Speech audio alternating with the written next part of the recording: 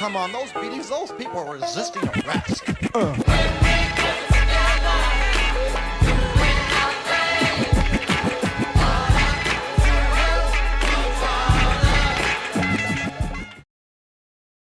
Okay, this is a video for the FiiO FHE. It's a hybrid set. It's got a single dynamic driver and 2 balanced armatures.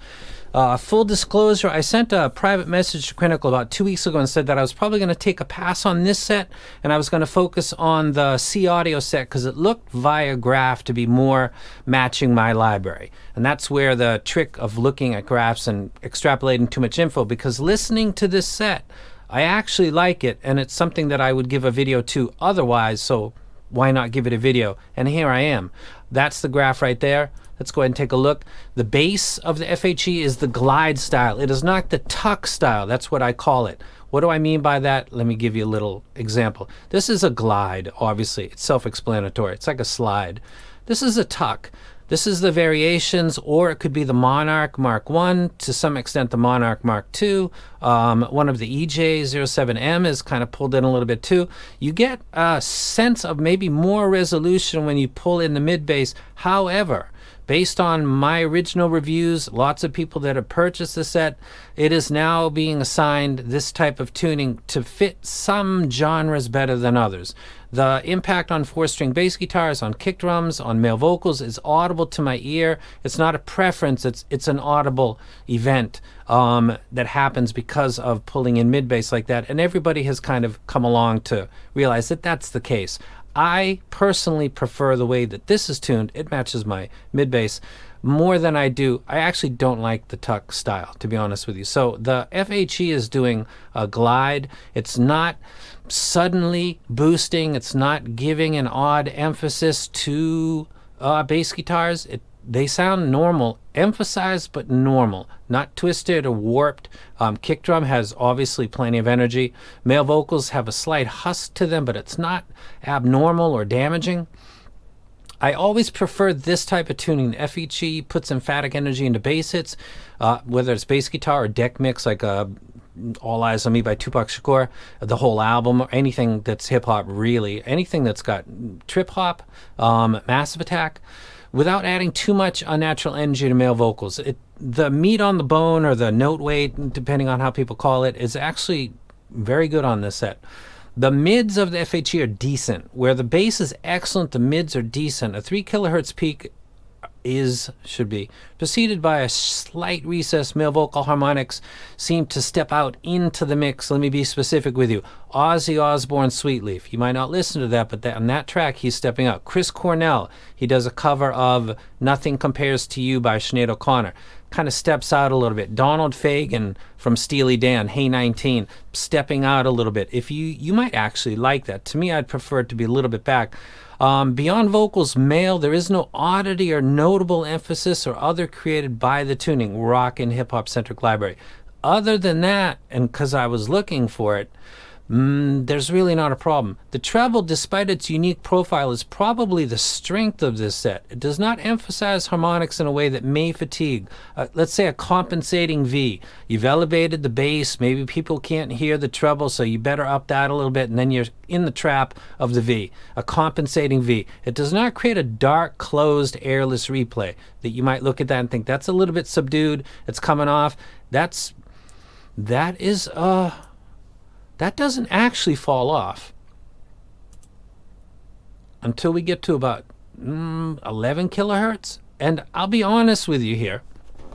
I listened to Born to Run by Bruce Springsteen, the Glockenspiel. I listened to synthesizers on Foreplay, It's Been Such a Long Time by Boston. I listened to Cymbal Strikes on Hey, What Can I Do?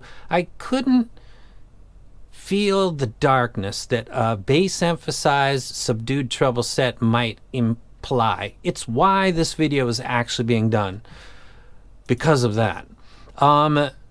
It's not a trap tuning guided by the bass, which is what I was just saying. Sometimes when you do a bass elevated set, you think, I gotta make the treble available, and then you get caught in this kind of tuning trap because one thing leads you to do another.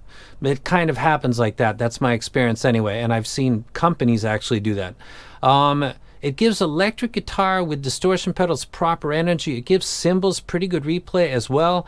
It's not ideal in the cymbals, but it's pretty good. Taking a look at music, stuff like Tupac Shakur, which everybody knows I'm a huge fan of, sounds great on this set. I get all of the little sense of micro details. This album right here that I can't actually say the title of it without people jumping on me. All Eyes on Me. All Eyes on Me is a very well produced. Some of the producers on that album were excellent. Johnny J, DJ Quick. The tracks are excellent. Kendrick Lamar sounds good. Getting to stuff that I talk about regularly, the bass hit on Big Boy, the Hatsune Miku intro is not too much in my face, and the bass hit is substantial like it's supposed to be. It's followed by a 4-string bass guitar. It sounds normal. It sounds good. When I get to Black Sabbath, Massive Reality, right away Ozzy Osbourne is coming in before what I listen to, which is 2 minutes 30 second forward, which is the bass and drum set going on at the same time. That is not top of the line replay on that part, but this is not. This is a $150 set roughly, so I wouldn't really expect that.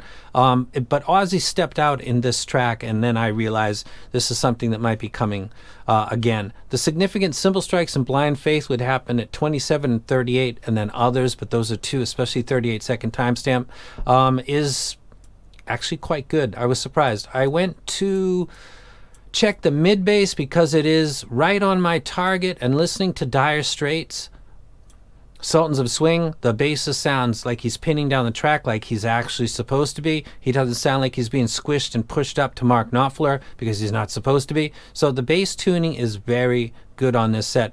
The guitar by Mark Knopfler, the iconic vocals and guitar, all sounded fine. Mark's got a very low kind of husky voice, and he didn't offend in the way, like I noted, Ozzy Osbourne did, Chris Cornell on the track mentioned did, and Donald Fagen kind of in general does. Neil Young, Elton John, certain types of vocals might kind of get up on you.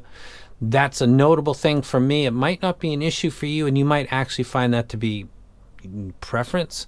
The mid-bass tuck and how it impacts fundamental instruments, because that's where the fundamental parts of them are, is not really a debatable issue. Whether or not you think the vocals are stepping out of the mix or not, that's kind of opinion. As I've mentioned many times, I don't think there's a lot of ways to do bass and mids. There's a few ways to do them, and there's a bunch of ways to mess it up. Treble, on the other hand, can be done many different ways. It's like 31 ice cream. There's all kinds of delicious flavors.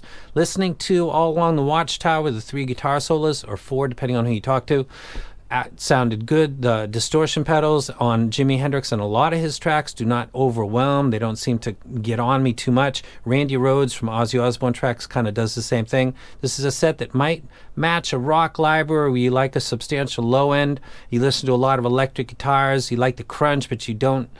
There's a line that's very hard to stick to and not cross over, where you get fatigue, and a lot of people don't want to listen to a set where after 30 minutes they thinking, I got to take this out of my ears.